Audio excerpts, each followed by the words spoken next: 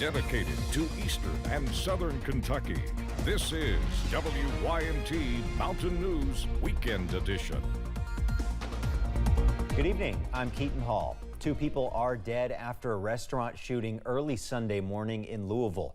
According to LMPD, they responded to reports of shots fired just after 3 a.m.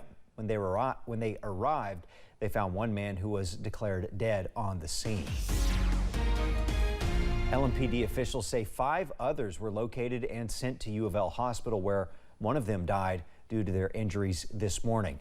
Another person was taken to the Jewish hospital with unknown injuries, totaling to 7 people shot in the incident.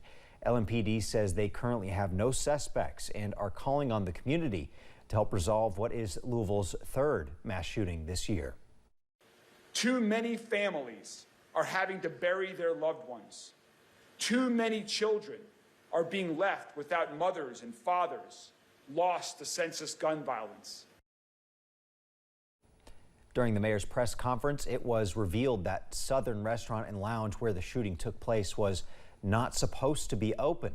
They told the city they were shutting down and their lease is up on August 31st after complaints were filed against the business.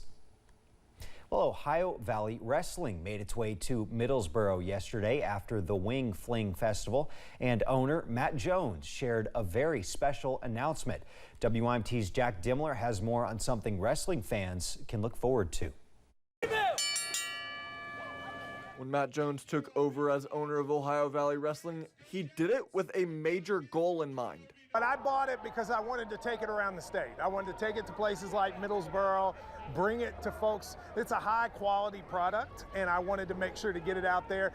And on September 13th, wrestling fans all around the world will be able to turn on Netflix and see some never-before-seen footage of Ohio Valley Wrestling. Wrestling is my escape. I'm glad I get to hit people, so I don't want to do any bad things anymore. From the creator of Last Chance U and Cheer, Wrestlers has many people excited about showcasing what is described as a training stage for organizations like the WWE. I'm so excited about the Netflix special. It's going to show the inside lives, or the lives of some of these talented performers that are wrestlers that are trying to make it to the big time. Wrestlers were followed all over the state for 4 months, and now fans get to see behind-the-scenes action. A series that Doug Basham hopes will let fans know what OVW is all about. Well, I hope people watch the documentary The Wrestlers, and all about Ohio Valley Wrestling, and they see there's more to wrestling than just WWE and AEW. A place where many notable wrestlers started is looking to reach a mainstream audience. In Middlesboro, Jack Dimmler, WYMT Mountain News. Basham says he hopes the series will reach people around the world and make OVW global. For more information about OVW and the upcoming Netflix series Wrestlers, you can check out our website, WYMT.com. Well, I don't think you'll be able to bet on Ohio Valley Wrestling, but tomorrow, Kentuckians can pre-register for online sports betting apps. It's going to open at 6 a.m. following an announcement from state regulators. A full list of approved sports betting operators were announced back on August 22nd. Bet365, BetMGM, Caesars, DraftKings, and more all got the green light. In-person betting starts September 7th. That's also when bettors can start to load money onto those mobile accounts that you pre-register. Online betting will officially launch on September 28th.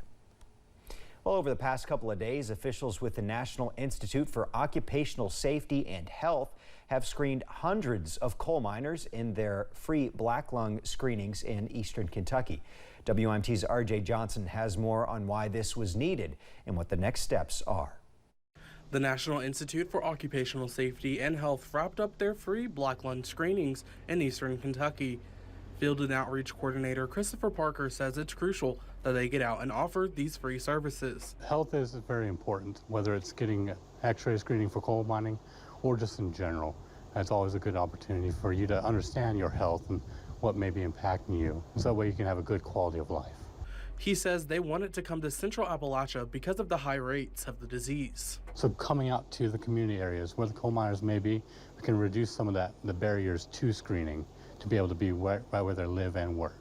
And so we just try to be with our mobile unit, try to go wherever we need to go. Serving more than 200 miners the past couple of days, Parker says they are already planning for next year. Again, we want to come out next year, screen more coal miners and be able to provide our services directly to coal miners that haven't come out this year. And again, continually trying to screen coal miners is our mission. Parker says they will continue to provide these services to miners so that they can make the best medical decisions. So that we have good quality of life later on, rather than some of the more serious late stages of black lung disease, the more complicated variety. So we want them to go out there, go fishing and hunting, spend time with their kids and grandkids. They can't really do that with black lung. In Pike County, RJ Johnson, WYMT Mountain News. Parker says they will be following up with all coal miners that were screened in 8 to 10 weeks and provide them with resources and tools for treatment. Well, remote area medical made their way to Bowling Green after being in Pike County on Saturday. The clinic set up at the Bowling Green Learning Center to offer free medical services. Patients have the option to receive free dental, vision, or medical services. RAM Senior Volunteer Coordinator says the volunteers are an important part of making sure that guests feel comfortable. One of the great things about our clinics is you don't have to be a medical professional to volunteer. So we rely very heavily on interpreters who want to come in and volunteer their time. We use that, and we also have some, very few, but we do have some volunteers who work with us that are a little bit bilingual to help us get by. The next remote area medical clinic will be set up September 9th and 10th. That one's going to be at the Camp Jordan Arena in East Ridge, Tennessee.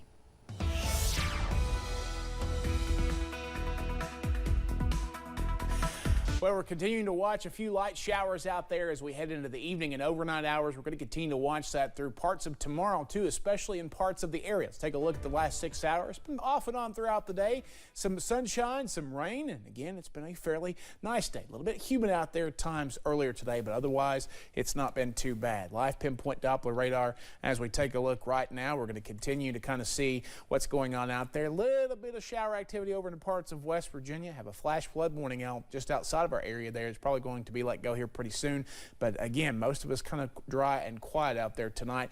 Camera network basically around the region. WYMT studio camera out for the second. Hopefully it'll come back here in just a second. Still a bit soggy over in Pikeville. Maybe some light showers up that way down toward Moorhead, London, Corbin, Jenkins, and Buffalo Mountain looking okay as we head out the door this evening. We're taking a look at temperatures. They're in the 60s and 70s as you head out the door right now. We're going to continue to watch those. Kind of cool down just a little bit in the overnight hours. We're going to continue to see again. Clouds linger, a few showers here and there at times, and temperatures will bottom out in the upper 60s, maybe some mid 60s out there later tonight. And we'll be keeping an eye on this. More chances for rain come tomorrow. I'll talk more about that coming up in just a few minutes. Keaton. All right, thanks, Brandon. The First Baptist Church along Main Street here in downtown Hazard celebrated their 125th anniversary today with a special service. The service included a skit about the history of the Baptist Church in eastern Kentucky. Old hymns were sung by the choir, and members were recognized for their more than 50 years of being a part of First Baptist Church. Pastor Tim Reynolds says a bell was rung 125 times to commemorate this occasion. It's a time whenever we're going to ring our bell, which was hung in our bell tower at the second church that was here, the second building that was here, and we're going to ring that 125 times. Reynolds also says that he hopes the congregation will continue to worship the Lord for another 125 years here on Main Street in Hazard. If you travel on Kentucky 15, you may need to watch out for some repairs on it Tuesday. Officials with the Kentucky Transportation Cabinet say there will be construction on a bridge in Knott County. It's the bridge that goes over Carr Creek Lake right around mile 5.6 on Kentucky 15. You probably know the one. Construction will begin on Tuesday and last from 2 a.m. to 7 p.m. KYTC officials do say they will try and finish the operations before the morning school traffic. Well, coming up at 11, a Civil War reenactment group in Richmond is doing their part to keep history alive. And a few more spotty rain chances are possible overnight and more possible in the next couple of days. The latest forecast in just a few minutes.